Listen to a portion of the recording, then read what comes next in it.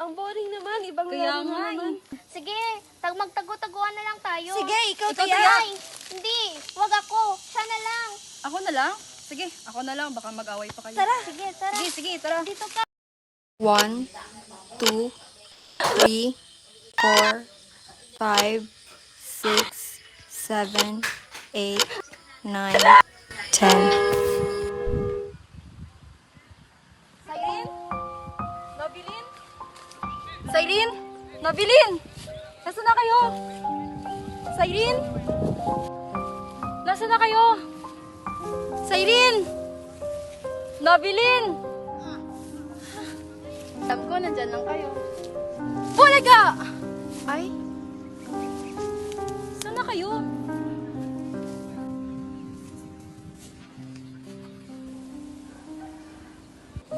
Nobilin? Nasaan na kayo?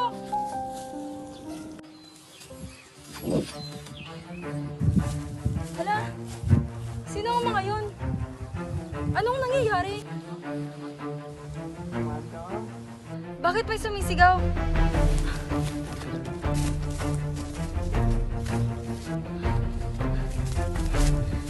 Hala?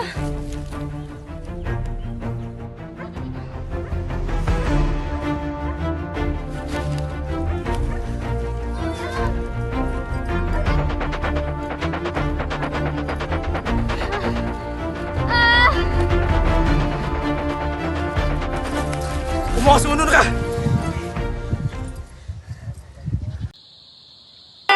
Ako tagay! Kadeng! Kadeng! Let's go! Kadeng! Let's go! Kadeng! Anong gagawin natin? Paano tayo makakalaya? What are these shouting? What?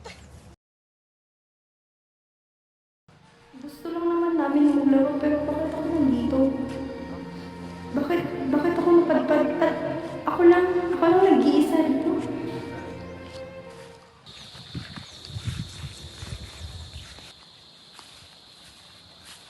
Mga Ginoo, pwede ba ako magtanong? Kailangan ko ng tulong niyo. Bakit may sumisigaw at sinasaktan ng mga Hapones yung mga kababaihan? Ano ba nangyari sa'yo, Iha? Eh, kanina lang naglalaro kami ng mga kaibigan ko eh. Ewan ko ba, ba't nandito ako ngayon? Oo, Iya. Matagal na tayong sinakop ng mga Hapones. Kaya mabuti pa, sumama ka na lang sa amin, Iha. Ha?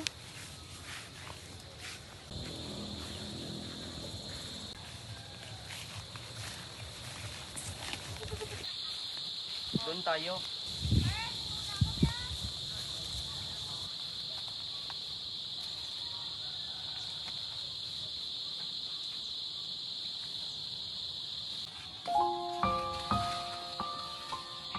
Pwede niyo bang kwento sa akin ang buong nangyari?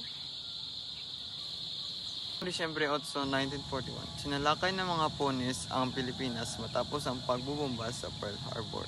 Noong Disyembre 8, 1941, sinalakay ng mga Hapones ang Pilipinas matapos ang pagbubomba sa Pearl Harbor. Mabilis na bumagsak ang mga lungsod at napasa ilalim ang mga Pilipino sa kanilang kapangyarihan.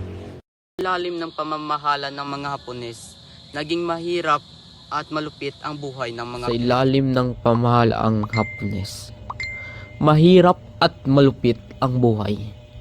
Maraming pagkain ang kinuha para sa mga sundalo, kaya't nagutom ang mamamayan. Ang mga lumalaban ay pinaparusahan ng matindi, minsan ay ikinulong o pinatay. Ngunit hindi sumuko ang mga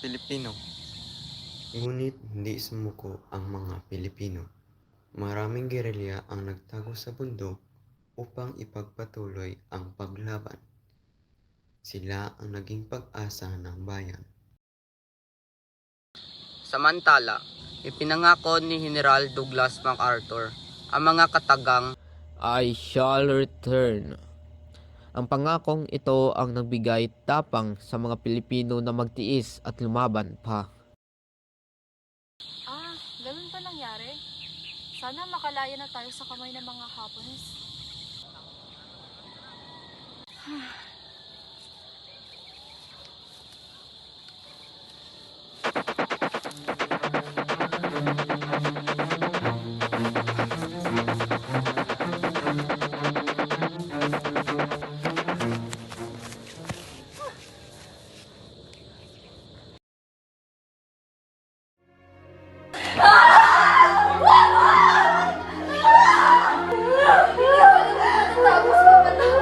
Baka lang matatapos yung lahat ng paghihirap. Pagod na ako.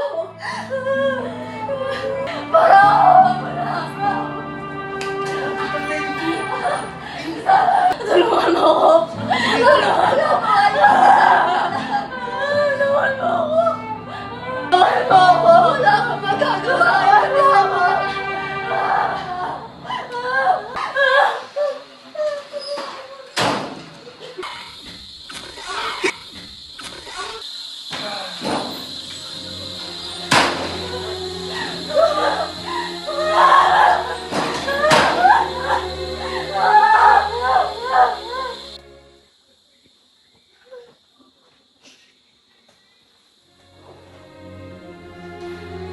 Wala talagang pinagkaiba ang mga hapon na yan. Kunwari tutulong. Pero lahat sila magkasarili. Wala namang mga ginagawa. Hindi totoo ang Diyos, Alexa. Hindi ka na naririnig ng Diyos mo! May dahilan ang Diyos kung bakit nangyayari lahat ng to. Zahin! Nobeline! Gumising na kayo! Pagkakataon na natin to para tumakas. Bilisan niyo! Sandali! Sandali! Baka makulitan ng mga hapon! Baka patayin tayo kayo! Hindi! Ito na ang pagkakataon! Tumayo na kayo! Hindi! Tumayo na! Huwag ka na.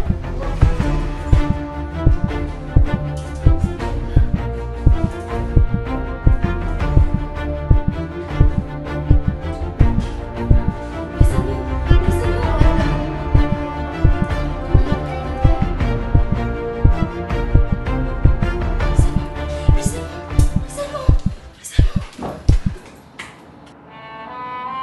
Sinabi ko na sa inyo, huwag na tayong tumakas. Dahil papatayin tayong lahat. Sinubukan nating lumaya. Dahil tao tayo. Mga tao rin tayo. Sino ang may pasimuno ng lahat ng ito? Ako! Ako ang may pasimuno ng lahat ng to.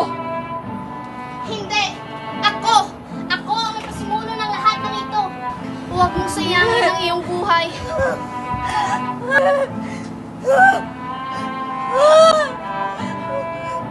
Patayin ang babae!